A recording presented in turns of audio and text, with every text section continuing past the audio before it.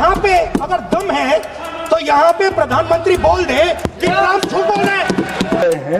वो इसलिए जा रहे हैं कि इतने सालों तक वोट बैंक प्रोटेक्ट करने के लिए, आतंकवाद को रोकने के लिए इन्होंने कुछ नहीं किया। ये डिबेटें सुनी ही नहीं सकते। 26/11 के रात्रि में जिसने पार्टी किया था, अखबारों में छपा था, उसे लीडर के रूप में यह देश कभी स्वीकार नहीं कर सकता है। जो Pakistan after that Donald Trump has said 5 times, has said, sorry, 29 times. 29 times he said, 29 बार उन्होंने बोला कि भैया मैंने सीज फायर करवाया। अच्छा, अगर वो झूठ बोल रहे हैं तो अपने भाषण में यहां प्रधानमंत्री कह दें कि वो झूठ बोल रहे हैं। यहां पे अगर दम है तो यहां पे प्रधानमंत्री बोल दे कि ट्रंप झूठ बोल रहे हैं। सबसे पहले पहलगाम हमले में हमारे देश के जो निर्दोष नागरिकों को धर्म पूछकर, चुन कर उनके परिवार के सामने मारा गया। मैं उन सभी दिवंगत नागरिकों के परिवार के साथ मेरी संवेदना व्यक्त करता हूं। जब ऑपरेशन सिंदूर के बाद पाकिस्तान ने गोलीबारी करी,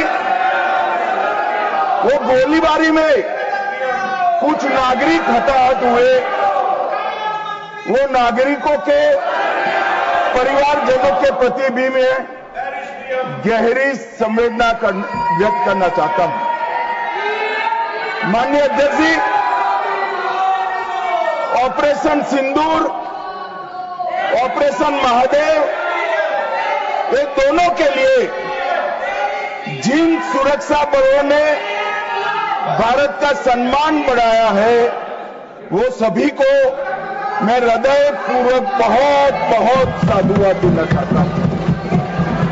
मैं सम्माननीय प्रधानमंत्री जी को भी बहुत अभिनंदन करना चाहता हूं कि इन्होंने देश की 140 करोड़ की जनता की जो इच्छा थी, उसका प्रतिघोष करते हुए सटीक जवाब देने की दृढ़ राजनीतिक इच्छा शक्ति बताई। इसके लिए मैं सम्माननीय प्रधानमंत्री जी को भी अभिनंदन करना चाहता हूं। मान्यवर, सबसे पहले मैं ऑपरेशन महादेव के बारे में बताना चाहता हूं। मान्यवर, परसों ही नहीं, खड़गे जी कुछ कहना चाहते हैं तो 1 मिनट के लिए बताने दीजिए। बताएं। माननीय डिप्टी चेयरमैन साहब, मैं इसलिए खड़ा हूं शक्ति सिंह जी, तो मैं do not disturb the house. सब सदन के मेंबर्स का ये पहले से ही डिमांड थी कि 16 घंटे चर्चा होने के बाद हमको इस सदन में प्रधानमंत्री आकर प्रकट होकर वो अपनी बातें रखेंगे और समाधान जो भी हमने सवाल उठाए हैं, बहुत से सवाल उनको संबंधित है। ये नहीं कि आप कैपेबल नहीं है रिप्लाई देने के लिए, ये नहीं कहता मैं। हम आपको निपटाएंगे, तुम हमारे को निपटाओ, हम खेल खेलेंगे। लेकिन जिस प्रधानमंत्री यहां रहते हुए भी अगर इस सदन में नहीं आते तो इस सदन का अपमान है। मान्यवर, खड़गे साहब उठा रहे हैं। ज्यादातर महत्वपूर्ण मुद्दों पर कांग्रेस पार्टी खड़गे साहब को बोलने नहीं देती है। पीछे से सारे को खड़े करती है और वो ये मुद्दा उठा रहे हैं। इसीलिए ये विपक्ष की मांग और स्टैंड दोनों उचित नहीं है, क्योंकि बिजनेस एडवाइजरी कमेटी में ये निर्णय लिया गया था, चर्चा आप जितनी चाहोगी वो करेंगे, जवाब कौन देगा वो सरकार तय करेगी माननीय प्रधानमंत्री की तरफ। मुझे मालूम है मान्यवर ये क्यों जा रहे हैं, मुझे मालूम है मान्यवर मुझे क्यों जा रहे हैं।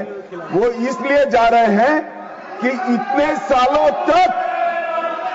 सालों तक वोट बैंक प्रोटेक्ट करने के लिए, आतंकवाद को रोकने के लिए इन्होंने कुछ नहीं किया। ये डिबेटें सुनी ही नहीं सकते। ऑपरेशन सिंदूर को अंजाम देने से पहले हमारी सेनाओं ने हर पहलू का बहुत ही गहराई के साथ अध्ययन किया।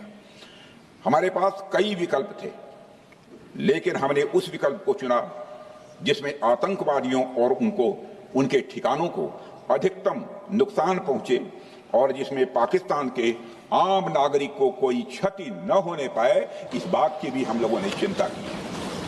26/11 के रात्रि में जिसने पार्टी किया था, अखबारों में छपा था, उसे लीडर के रूप में यह देश कभी स्वीकार नहीं कर सकता है। जो पाकिस्तान का मुख्य अखबार है, उसका हेडलाइन है कि कांग्रेस पार्टी सही कह रही है, पाकिस्तान का कोई हाथ नहीं है आतंकवादी हमले में, ये भारत की सरकार झूठ बोल रही। ऐसा हमेशा क्यों होता है कि दोनों टीवी चलते हैं, भारत के टीवी पे नरेंद्र मोदी हीरो है और पाकिस्तान के टेलीविजन में राहुल गांधी हीरो है? ऐसा क्यों होता है?